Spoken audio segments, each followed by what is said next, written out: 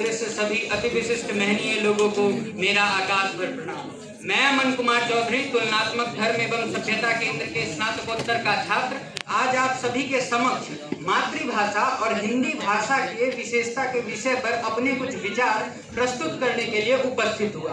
तो मान्यवर कहते हैं कि भाषा केवल संवाद का साधन है। भाषा केवल संवाद का साधन नहीं, वह राष्ट्र की ध्वनि है। वह एक धारा है जिसके द्वारा विचारों का प्रवाह एक दूसरे के प्रति प्रवाहित होता है। वह और भारतीय भाषाओं का महत्व, मान्यवर कहते हैं कि भाषा केवल संवाद का साधन नहीं, यह तो राष्ट्र की आत्मा की ध्वनि, संस्कृति का सेतु और सभ्यताओं का आधार है। जिस प्रकार जल के बिना जीवन की कल्पना अभूतपूर्व है, उसी प्रकार राष्ट्रभाषा के बिना राष्ट्र की कल्पना धूमिल है। वह प्रथम राष्ट्रभाषा वह प्रथम संस्कार है जो हृदय की गहराई में अंकित होता है। वह प्रथम भाषा है जो शिशु अपनी माता के गोद में क्रंदन करता है। बालक यदि, इसीलिए महापुरुष कहा करते हैं कि बालक यदि पराई भाषा में शिक्षा प्राप्त करे तो उसके मस्तिष्क का तो विकास होगा, परंतु उसका हृदय निर्जीव हो जाएगा। भारत में 22 भाषाओं को संविधान द्वारा मान्यता प्राप्त है। और मिथिला में एक कहावत है कि कोस कोस पर पानी बदले 4 कोस पर वाणी। भारत सौंदर्य और में विविधता मूलक देश है। यहाँ की हर भाषा, संस्कृत, तमिल, तेलुगु, मराठी, कन्नड़, गुजराती, डोगरी, ये सभी भाषाएं एक ही राष्ट्र की अलग अलग ध्वनियां हैं। और जब राष्ट्रगान होता है तो यह सभी ध्वनियां एक साथ मिलकर सम्मिलित रूप से समायोजित होकर एक ही जन गण मन की धारा में बहते हैं।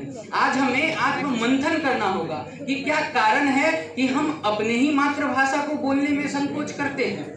विदेशी भाषा हमें पद और प्रतिष्ठा तो दे सकती है, परंतु आत्मगौरव और आत्मीयता केवल मातृभाषा ही प्रदान कर सकती है। इसी बात पर मुझे 2 पंक्ति याद आती है कि जो सारे दिन मगन होकर गगन में गीत गाते हैं, जो सारे दिन मगन होकर गगन में गीत गाते हैं, वो पक्षी भी शाम होते ही घर को लौट आते हैं। इसी प्रकार प्रगति और प्रतिष्ठा, उन्नति के लिए आपको जिस भी भाषा को सीखना पड़े सीखे, किंतु मातृभाषा के प्रति हमारा सम्मान, लगाव हमेशा सदैव बरकरार रहे, क्योंकि मातृभाषा का तिरस्कार करना अपनी जड़ों को काटना है। और इतिहास साक्षी है, जिन भी सभ्यताओं ने, जिन भी समाजों ने अपनी भाषा को छोड़ दिया, उनकी सभ्यताएं विलुप्त हो गई। इसीलिए हमें मातृभाषा का सम्मान करना चाहिए। भाषा तिरस्कार का विषय नहीं, नमस्कार का विषय है। और सबसे अच्छी बात तो यह है कि भारत में ऐसी ऐसी वैज्ञानिक भाषाएं हैं जिनके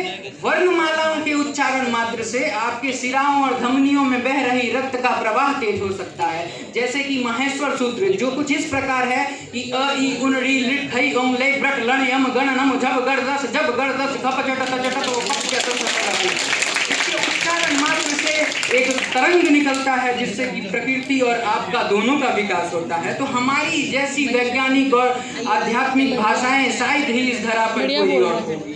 इसीलिए हमें बापू कहा करते थे कि मातृभाषा में मनुष्य की बुद्धि और हृदय दोनों प्रकाशमान होता है जब हम उसमें शिक्षा लेते हैं। और बड़े ही दुर्भाग्य की बात है जो कभी कभी हमें भारत में भाषाई विवाद भी देखने को मिलता है, जिससे कि भारत की आत्मा आहत होती है। क्यों? क्योंकि भारत की आत्मा तो सर्वे भवन्तु सुखिनः सर्वे सन्तु निरामया की कामना करता है, तो भला वह अपने ही बच्चों को आपस में लड़ते हुए कैसे देख सकता है।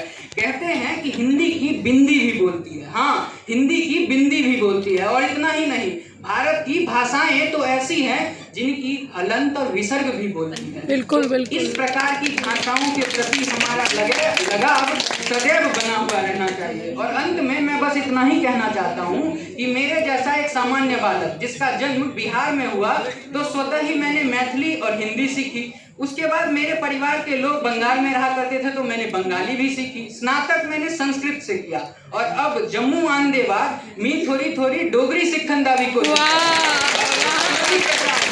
सभी से निवेदन करना चाहता हूँ, आपकी मातृभाषा भाषा जो भी है वह आपकी माता है और अन्य सभी भाषाएं आपकी मौसियां हैं। तो जिस प्रकार आप अपनी मौसी का स्वागत, सम्मान और सत्कार करते हैं, उसी प्रकार अन्य सभी भाषाओं का सम्मान करें। मेरे साथ दुगनी ऊर्जा में बोले, भारत माता की जय, भारत माता की जय, हिंदी भाषा की जय, मातृभाषा की जय। आपने इतने धैर्यपूर्वक सुना, धन्यवाद।